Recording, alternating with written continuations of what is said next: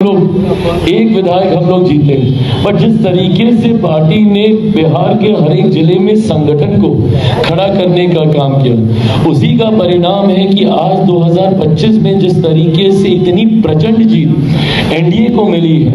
और आप एनडीए के विधायकों से चर्चा कीजिएगा, बात कीजिएगा, भले वो भारतीय जनता पार्टी के हों, जनता दल यूनाइटेड के हों, मांझी जी की, उपेंद्र जी की पार्टी के हों, हर किसी का ये कहना कि भैया भर भर के झोली में हम लोग के वोट आया। उसका कारण ये रहा कि इन 5 सालों में पार्टी ने निरंतरता में अपने उस मत प्रतिशत को और बढ़ाने का काम किया जो 2020 में हम लोगों ने हासिल किया था।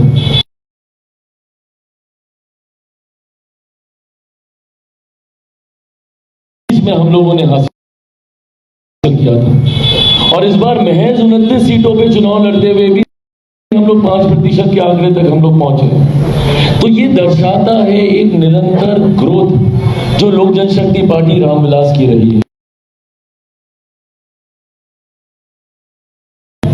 और इस निरंतरता को बरकरार रखने के लक्ष्य के साथ कई बार होता क्या, और इस बात को मैंने हमेशा कहा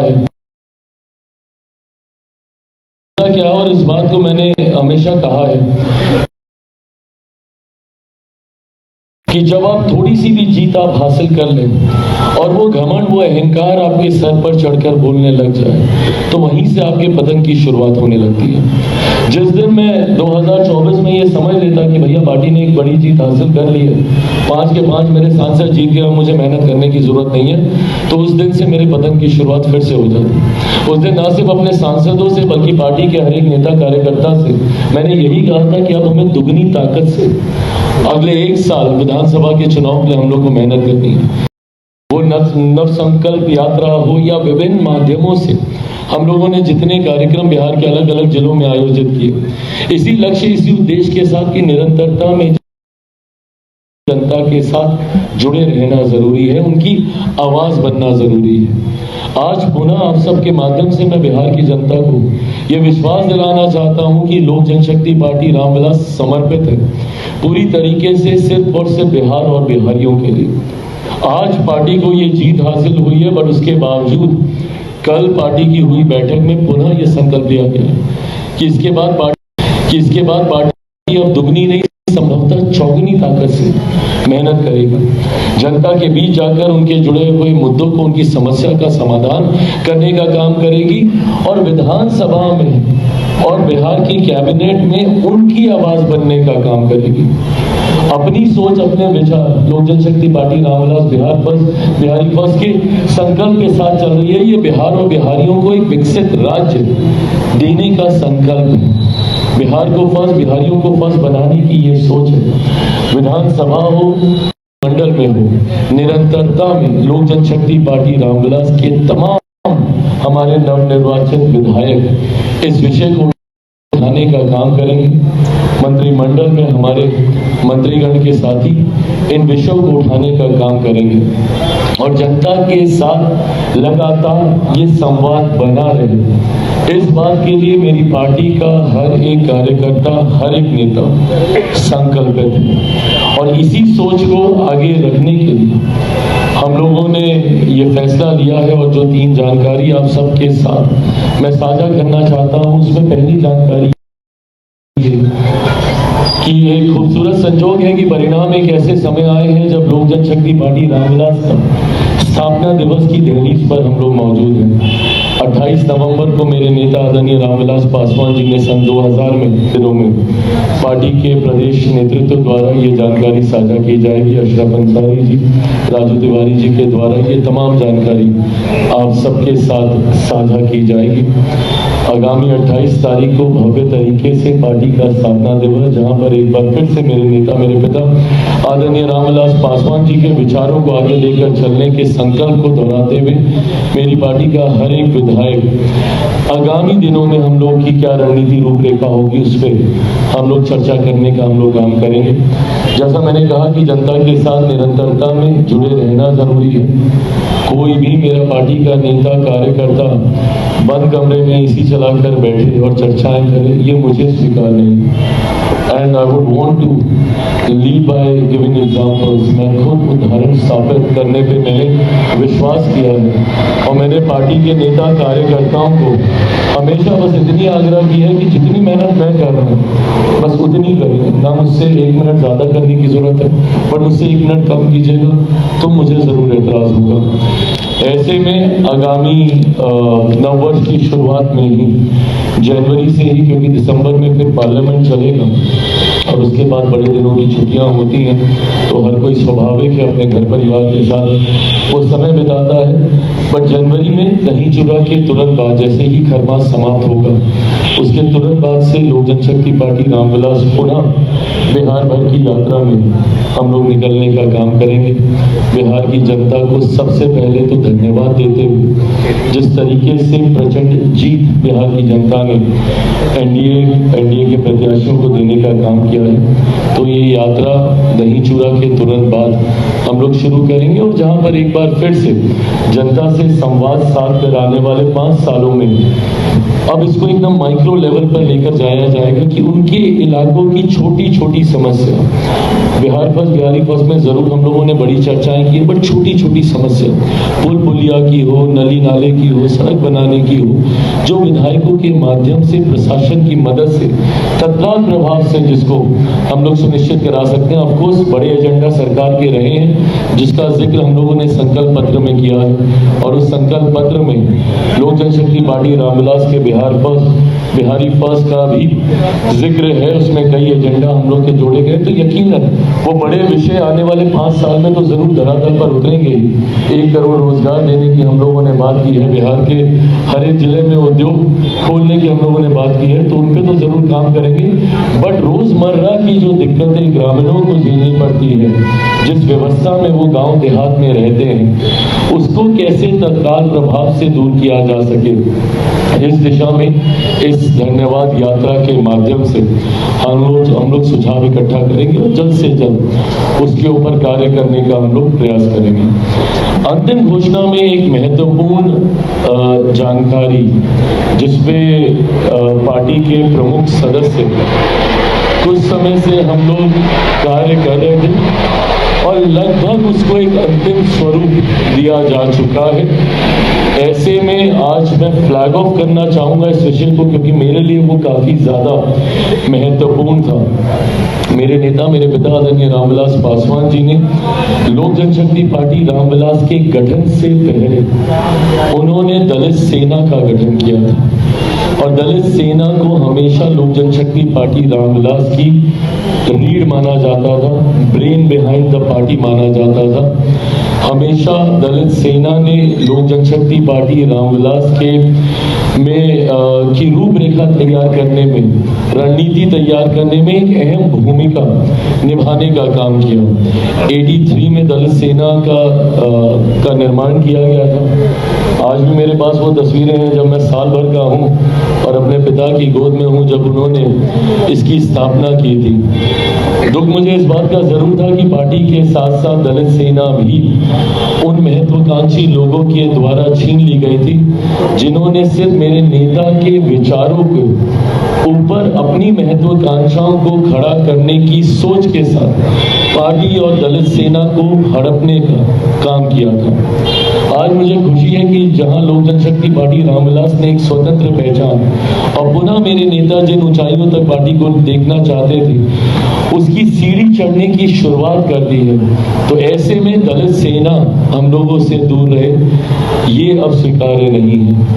ऐसे में लोक जनशक्ति पार्टी रामविलास के हमारे बिहार प्रदेश के प्रभारी जमुई से हमारे सांसद अरुण भारती जी और इनके साथ तैयार की गई टीम के ऊपर ये जिम्मेदारी दी दी गई है कि पुनः दलित सेना का गठन किया जाएगा, पुरानी विचारधारा पर नए स्वरूप के साथ, मेरे नेता के सिद्धांतों को आगे लेकर जाने की सोच के साथ एक नई टीम, जिसमें यकीनन मेरे नेता के हर वो पुराने साथी सहयोगी उसमें एक मजबूत भूमिका निभाएंगे जो संभवतः स्थापना काल से दलित सेना के साथ रहे हैं। लोक जनशक्ति पार्टी रामविलास के साथ अब दलित सेना रामविलास भी उतनी ही मजबूती से नॉन पॉलिटिकल ऑर्गेनाइजेशन होने की वजह से अनुसूचित जाति जनजाति से जुड़े हुए तमाम विषयों को मजबूती से हर मंच पर उठाने का काम करेगी। आज भी अफसोस होता है, मैं एक ऐसे समाज की कल्पना करता हूँ जहाँ जात पात धर्म मजहब से उठकर लोग एकजुट होकर समावेश की सोच के साथ आगे बढ़ने का काम करें। पर ऐसे में आज भी इस बात को देखकर अफसोस होता है जब जाति के आधार पर आपके साथ भेदभाव किया जाता है। आज भी 21वीं सदी में ऐसे उदाहरण देखने को मिलते हैं जहां एक दलित होने की वजह से आपको घोड़ी पे चढ़ने से रोका जाता है। एक दलित पुलिस अधिकारी को बारात निकालने के लिए सिक्योरिटी की व्यवस्था करनी पड़ती है। एक दलित बड़े पद पर बैठे हुए नेता को मंदिर में जाने के बाद मंदिर को गंगा जल से धुलवाया जाता है। आज भी ऐसे उदाहरण देखने को मिलते हैं। दलित सेना ने हमेशा से इस बात को लेकर संघर्ष करने का काम किया है ताकि जाति के आधार पर किसी के साथ किसी तरीके का भेदभाव नहीं हो और एक इक्वालिटी की भावना के साथ, समावेश की सोच के साथ सब आगे बढ़ने का काम करें। पुनः उसी सोच को आगे बढ़ाने का काम दलित सेना करने का काम करेगी। दलित सेना का ये गठन कब किया जाएगा, औपचारिक इसकी घोषणा कब होगी, कैसे होगी, समय समय पर इसकी जानकारी आप सबके साथ साझा की जाएगी। पर मेरे लिए दलित सेना का पुनः गठन आवश्यकता थी क्योंकि मेरे नेता की पहचान दलित सेना से रही है। आज भी मुझे भारत की संसद में, लोकसभा हो या राज्यसभा हो, कई ऐसे सांसद मिलते हैं जो अपना परिचय देते हैं कि भैया 80 के दशक में हम दलित सेना के जिला अध्यक्ष होते थे या 90 के दशक में हम दलित सेना की प्रदेश कमेटी या राष्ट्रीय समिति में हम होते थे। और आज मुझे खुशी इस बात की भी है कि एक समय पर दलित सेना के प्रदेश अध्यक्ष की जिम्मेदारी जिस व्यक्ति ने निभाई, आज वो लोक जनशक्ति पार्टी रामविलास की तरफ से बिहार मंत्रिमंडल में लोक जनशक्ति पार्टी के मंत्री के तौर पर वो प्रतिनिधित्व कर रहे हैं। मैं संजय पासवान जी का मैं जिक्र कर रहा हूँ। इनके पास दलित सेना के प्रदेश अध्यक्ष की जिम्मेदारी लंबे समय तक रही है। ऐसे में इनके अनुभव से, पार्टी के तमाम पुराने साथियों के अनुभव से आने वाले दिनों में इसकी रूपरेखा तैयार की जाएगी जिसकी जिम्मेदारी अरुण भारती जी को दी गई है। इनकी टीम और ये मिलकर इस पर कार्य कर रहे हैं। अंत में साथियों, मैं एक बार फिर मेरी पार्टी के हर एक कार्यकर्ता, हमारा हर एक बूथ एजेंट, हमारे हर एक पंचायत अध्यक्ष, हमारे हर एक प्रखंड अध्यक्ष, हमारे हर एक जिला अध्यक्ष, मेरी पार्टी के प्रदेश के तमाम सचिव, महासचिव, तमाम उपाध्यक्ष, मेरी पार्टी के विभिन्न प्रकोष्ठों के तमाम प्रदेश अध्यक्ष और उनकी पूरी प्रदेश समिति, जिला समिति, प्रखंड और पंचायत समिति, मैं इन सब का विशेष तौर पर धन्यवाद करूंगा। जिस तरीके से इन्होंने निस्वार्थ होकर दिन रात एक कर पार्टी को आगे बढ़ाने का काम किया। मैं मानता हूं कि मैं जितना समावेश अपने पार्टी के तमाम मेहनती कार्यकर्ताओं का संभवतः चुनावी रण क्षेत्र में करना चाहता था, मैं नहीं कर पाया। गठबंधन राजनीति में आपकी सीमाएं होती हैं और पार्टी का राष्ट्रीय अध्यक्ष होने के नाते मैं अपने आप को उस पिता की भूमिका में देखता हूं जो अपने हर बच्चे को के लिए अपना सर्वोच्च न्यौछावर करने की सोच रखता है।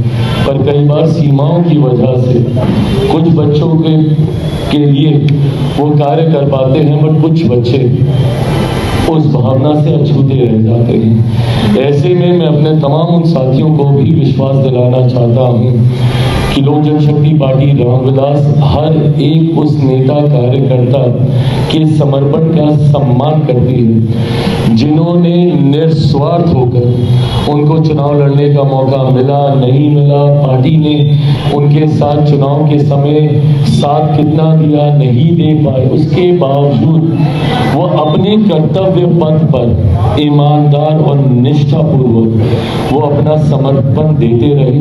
पार्टी इस बात का सम्मान करती है और आने वाले दिनों में आप देखिएगा विभिन्न व्यवस्थाओं के माध्यम से हर उस पार्टी के नेता कार्यकर्ता का समावेश किया जाएगा जिन्होंने ईमानदार तरीके से पार्टी के लिए समर्पण भाव दिखाते हुए कार्य करने का प्रयास किया। मैं हमारे पार्टी के नवमनोनीत दोनों मंत्रियों का भी औपचारिक तौर पर विधिवत तरीके से पार्टी की तरफ से मैं इन दोनों को बधाई देता हूं और ये विश्वास रखता हूं कि लोक जनशक्ति पार्टी रामविलास की नीतियों, हमारे सिद्धांतों को, हमारे विचारों को मजबूती से सरकार में रखने का काम इन दोनों के द्वारा किया जाएगा। एक बड़ी जिम्मेदारी दोनों संजय पर है, संजय पासवान जी पर, संजय सिंह जी पर है। मैंने हमेशा इस बात को प्रमुखता से कहा और माना है कि हम लोग गठबंधन का हिस्सा हैं। गठबंधन का हिस्सा होने का मतलब कतई ये नहीं होता है कि आप हर चीज में एक सोच आप रखें, और गठबंधन की खूबसूरती भी यही होती है। मैं केंद्र में सरकार का हिस्सा रहा, पर जहां पर भी मुझे लगा कि मेरे विचारों के साथ कोई समझौता हो रहा है, मैंने मजबूती से केंद्रीय मंत्रिमंडल में अपनी बातों को रखने का काम किया और मुझे खुशी है कि मेरी उन बातों को सम्मान देने का काम मंत्रिमंडल के द्वारा, मेरे प्रधानमंत्री जी के द्वारा हमेशा किया गया। भले वो लेटरल एंट्री का विषय हो या सब कैटेगराइजेशन का मुद्दा आया हो या विभिन्न तरीके की ऐसे विषय रहे हो, जब पार्टी ने अपनी बातों को रखा है उसको सम्मान दिया गया है। आने वाले दिनों में भी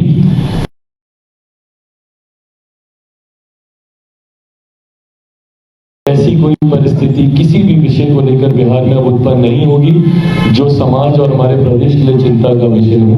पर अगर भगवान ना करे कुछ ऐसा होता भी है तो मजबूती से उसका हम लोग सामना करेंगे और बिना किसी संकोच के आपके हर प्रश्नों का मैं जवाब दूंगा। अंत में मैं मेरे प्रधानमंत्री जी का धन्यवाद करते हुए इस जीत में उनका बहुत बड़ा श्रेय है। मुख्यमंत्री नीतीश कुमार जी को एक बार फिर से औपचारिक तौर पर कल शपथ लेने के बाद मैं आज अपनी तरफ से, अपनी पार्टी की तरफ से 10वीं बार एक इतिहास मुख्यमंत्री जी के द्वारा रचा गया है। 10वीं बार उन्होंने मुख्यमंत्री पद की शपथ ली। औपचारिक तौर पर मैं उनका धन्यवाद करता हूं। कल मंच पर आए तमाम राष्ट्रीय नेता, तमाम केंद्रीय मंत्री और विभिन्न राज्यों के तमाम मुख्यमंत्री जिन्होंने अपनी अपनी अपनी अपनी भूमिका निभाई। कई बार हम लोग को पता भी नहीं होता था, बट एक मुख्यमंत्री, एक कार्यकर्ता की भूमिका में संभवतः किसी विधानसभा, किसी जिले में वो अपना उत्तरदायित्व निभा रहे होते थे। मुझे लगता है इन सबके योगदान से ही इतनी बड़ी जीत हम लोग हासिल कर पाए। मैं मांझी जी, उपेंद्र कुशवाहा जी को भी बधाई देता हूं। कल उनके भी एक मंत्रिमंडल में शामिल हुए हैं। और अंत में मेरे नेता, मेरे पिता आदरणीय रामविलास पासवान जी को याद करते हुए आज वो जहां गए भी होंगे बहुत खुश होंगे, गर्व महसूस कर रहे होंगे अपने